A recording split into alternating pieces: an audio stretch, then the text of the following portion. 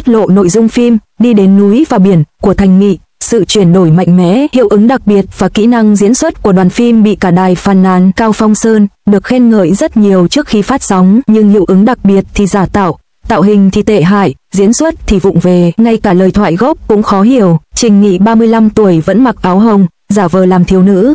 Khán giả thực sự phát ngán. Điểm sáng duy nhất của bộ phim này là nhân vật phản diện Lý Thần Châu, nhưng thật đáng tiếc là ngay cả một diễn viên giỏi cũng không thể cứu vãn được kịch bản tệ hại. Này, bạn có theo dõi tôi không? Vui lòng theo dõi tôi trước để có thể trò chuyện và chia sẻ với tôi trong tương lai. Bạn đã xem Đi núi đi biển của Trình Di chưa? Tôi thực sự lắc đầu khi xem nó. Ban đầu tôi nghĩ đây sẽ là một bộ phim võ thuật bom tấn khá ổn, nhưng cuối cùng nó lại giống như một bộ phim trực tuyến từ 10 năm trước. Bộ phim này đã rất nổi tiếng trước khi phát sóng, nó luôn nằm trong top tìm kiếm hot nhất trên Weibo mỗi ngày, và người hâm mộ nói rằng đây là bộ phim cổ trang được mong đợi nhất năm 2025. Dù sao thì anh ấy cũng vừa hoàn thành vai chính trong Tháp Liên Hoa, một bộ phim rất hay. Tôi cũng theo dõi bộ phim đó. Bạn còn nhớ cảnh anh ấy một mình đi dưới mưa không? Cảnh đó khá cảm động, vì vậy, lần này tôi khá mong đợi, nghĩ rằng Thành Nghi sẽ có thể thử lại lần nữa. Nhưng khi bộ phim chính bắt đầu, tôi đã vô cùng sửng sốt. Không phải nói là phim S+ sao? Sao lại cắt cả phần nền vậy? Cây cối chuyển động mà người đứng đó mặt mũi chẳng hề run chút nào. Thoạt nhìn, ngọn núi ở phía xa trông có vẻ giả, như thể nó được ghép ngẫu nhiên bằng ứng dụng chỉnh sửa ảnh trên điện thoại di động có tên Meitu Siêu Siêu. Nói về phong cách của Cheng Y thì trời ơi, cô ấy mặc một chiếc áo sơ mi màu hồng, thắt lưng thêu và đeo những hạt cườm nhỏ trên đầu, trông giống như một vai nữ trong vở opera. Có một cảnh, anh ấy và nữ chính thứ hai đi cạnh nhau, họ ăn mặc giống nhau, và tôi không thể phân biệt được ai là nam chính và ai là nữ phụ. Mẹ tôi nhìn rồi nói, hai cô gái này có phải đang yêu nhau không? Thậm chí còn vô lý hơn nữa là đoạn anh ta nói, đứa bé sợ đến chết. Người đàn ông 35 tuổi che miệng với vẻ kinh hoàng, đôi mắt to như chuông đồng. Tôi chỉ phun nước ra thôi, đây chẳng phải là câu thoại của một cô gái trong phim thần tượng sao?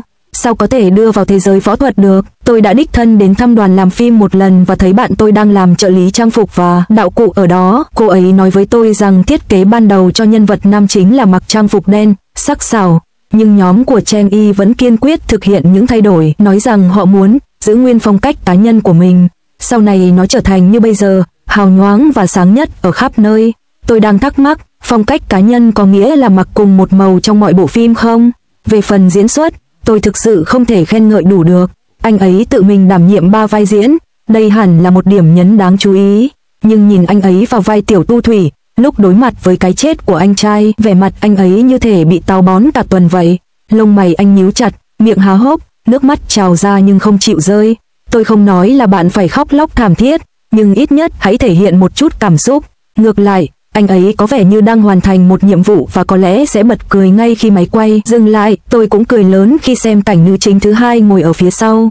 Mặc dù anh trai cô sắp chết, cô vẫn có thể ngồi đó uống trà một cách bình thản mà không hề run tay. Có phải đạo diễn quên giải thích về vở kịch cho các diễn viên, hay mọi người đều cho rằng không cần phải quá nghiêm túc về vở kịch? Phần tệ nhất là những câu thoại gốc của anh ấy. Tôi thực sự không nghe được anh ấy đang nói gì. Có một cảnh tấn công ban đêm mà anh ấy nói, chúng ta phải lấy đầu tướng địch đêm nay.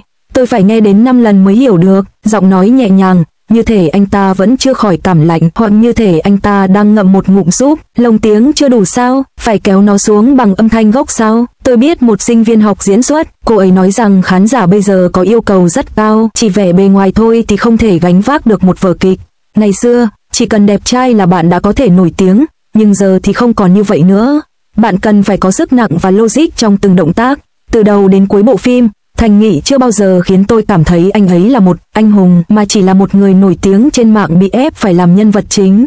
So sánh với Huyền thoại biển cả của Tiêu Chiến, dù không nói gì, chỉ cần đứng đó thôi cũng toát lên vẻ hung dữ. Mặc dù hành trình trở thành tiên hiệp của Dương Dương cũng gây tranh cãi, nhưng ít nhất các cảnh chiến đấu đều được quay nghiêm túc, không chỉ là vài động tác trước màn hình xanh. Ngay cả Đêm tuần tra Đại Phong của Vương Hạc Địch năm ngoái, mặc dù cốt truyện có phần khoa trương, nhưng ít nhất tiết tấu cũng nhanh, xem được. Còn về Đi đến núi và biển, tôi đã bỏ cuộc sau 3 tập. Các bình luận đều như, đây là loại hiệu ứng đặc biệt tệ hại gì vậy? Bạn có thể thay đổi bộ lọc được không? Thành Nghi làm ơn đừng đóng vai thiếu niên nữa được không? Tôi nghĩ Thành Nghị đã 5 tuổi rồi, không còn trẻ nữa. Nếu cứ tiếp tục mặc áo hồng và tỏ ra dễ thương như vậy, khán giả sẽ không tin đâu. Bạn có thể thử những chủ đề thực tế hoặc vai phản diện và đừng lúc nào cũng bị mắc kẹt trong vòng tròn thần tượng cổ xưa. Phim thần tượng thời xưa nên giao cho người mới diễn để họ tỏa sáng. Các diễn viên kỳ cựu cần phải tiến lên và thử thách vai diễn với chiều sâu hơn. Điểm nhấn duy nhất của bộ phim này có lẽ là nhân vật phản diện Lý Thần Châu, người có diễn xuất khá áp đảo. Thật đáng tiếc khi những diễn viên giỏi lại vô dụng khi có một kịch bản tệ. Nếu bạn chưa tư vấn cho tôi thì đừng lãng phí thời gian. Bộ phim cổ trang được mong đợi, Đi đến núi và biển, cuối cùng đã ra mắt đồng thời trên các nền tảng như Iki và Tencent Video. Tuy được kỳ vọng sẽ thống trị màn ảnh rộng, nhưng bộ phim bất ngờ gặp phải một đối thủ mạnh, Thanh Xuân Rực Lửa, với sự tham gia của Roiza. Hai bộ phim ra mắt gần như cùng lúc, cạnh tranh về rating và độ phổ biến. Bộ phim ban đầu được mong đợi, Đi đến núi và biển, đã không thể chiếm lĩnh như mong đợi, thay vào đó lại rơi vào bế tắc. Bộ phim đã thu hút rất nhiều sự chú ý kể từ khi hoàn tất việc quay phim vào tháng 10 năm ngoái. Ban đầu dự kiến phát sóng vào nửa đầu năm nay, phim đã bị hủy phát sóng khẩn cấp sau khi một đoạn video có sự tham gia của nữ diễn viên chính Lý Khải Tân, sinh ra tại Đài Loan, bị cáo buộc xúc phạm Trung Quốc, bị rò rỉ. Mặc dù đoạn ghi âm sau đó được xác nhận là một đoạn tổng hợp ác ý và tranh cãi đã lắng xuống, nhưng việc dự án liên tục bị trì hoãn chỉ càng làm tăng thêm sự mong đợi của khán giả. Việc công bố ngày phát hành chính thức vài ngày trước thậm chí còn nhận được sự ủng hộ đáng kể từ nhiều cơ quan truyền thông nhà nước. Tuy nhiên, kỳ vọng cao không nhất thiết đồng nghĩa với lời khen ngợi nồng nhiệt. Dữ liệu sau khi phát sóng cho thấy Going to the Mountain and Sea không chiếm ưu thế về rating, thay vào đó, rating ngang ngửa với Burning Youth, vốn ít nổi tiếng hơn, thậm chí còn vượt mặt phim này ở một số khung giờ nhất định. Điều này khá đáng thất vọng. Xét về nội dung, bộ truyện được chuyển thể từ một IP nổi tiếng, nhưng mức độ chuyển thể lại rất đáng kinh ngạc. Bên cạnh việc giữ nguyên tên nhân vật và các kỹ thuật võ thuật, cốt truyện tổng thể lại đi chệch hướng rất xa so với bản gốc, thiếu đi trải nghiệm nhập vai của tác phẩm gốc. Là một tác phẩm tập trung vào khái niệm du hành thời gian, phong cách hình ảnh của nó thiên về đồ họa CG trong game hoặc anime. Mặc dù hình ảnh tinh tế, nhưng nó hơi méo mó và thiếu đi sức nặng của bối cảnh lịch sử thực sự. Cấu trúc cốt truyện cũng có những thiếu sót đáng kể. Nhân vật chính đang viết tiểu thuyết ở thế giới thực, đột nhiên xuyên không vào thế giới võ thuật, liên tục chuyển đổi giữa hai tuyến truyện và tạo ra nhịp độ có phần rời rạc. Khía cạnh bị chỉ trích nhiều nhất là nhiều đoạn độc thoại tâm lý dài dòng, không chỉ làm chậm mạch truyện mà còn tạo cảm giác tâm thần phân liệt. Các phân đoạn kịch tính nội tâm do chính trình dịch lồng tiếng đặc biệt nhanh và không rõ ràng, với nửa câu cuối gần như không nghe rõ nếu không có phụ đề, ảnh hưởng nghiêm trọng đến trải nghiệm xem phim. Phong cách trang phục của Thành Nghi cũng gây tranh cãi. Một số trang phục của anh quá nữ tính với những đường cắt xẻ uyển chuyển và lối trang điểm nhẹ nhàng, khiến nhiều khán giả nhận xét chúng trông giống trang phục của phụ nữ. Tuy đẹp trai, hình ảnh tổng thể của anh lại thiếu đi tinh thần anh hùng thường thấy ở một hiệp sĩ, thay vào đó trông nữ tính và dịu dàng hơn, khác xa với khí chất mạnh mẽ truyền thống của một anh hùng võ thuật. Ngược lại, đối thủ của cô, Burning Youth, lại có cách tiếp cận thận trọng hơn. Nhân vật nữ chính của Roiza không hề đạo đức giả hay khoa trương, vẫn giữ được sự thông minh xuyên suốt, khiến cô trở thành một diễn viên nổi bật với hình tượng một người vợ lẽ đoan trang. Ánh mắt của cô vô cùng mạnh mẽ, dù thể hiện sự ngạc nhiên và sửng sốt khi lần đầu gặp Ân Niu hay bản chất điềm tĩnh và tính toán của những cuộc đấu tranh quyền lực. Những tầng cảm xúc của cô rất rõ nét và diễn xuất của cô được trau chuốt một cách đáng kinh ngạc. Quan trọng hơn, Burning Youth có cách tiếp cận chủ đề chặt chẽ hơn.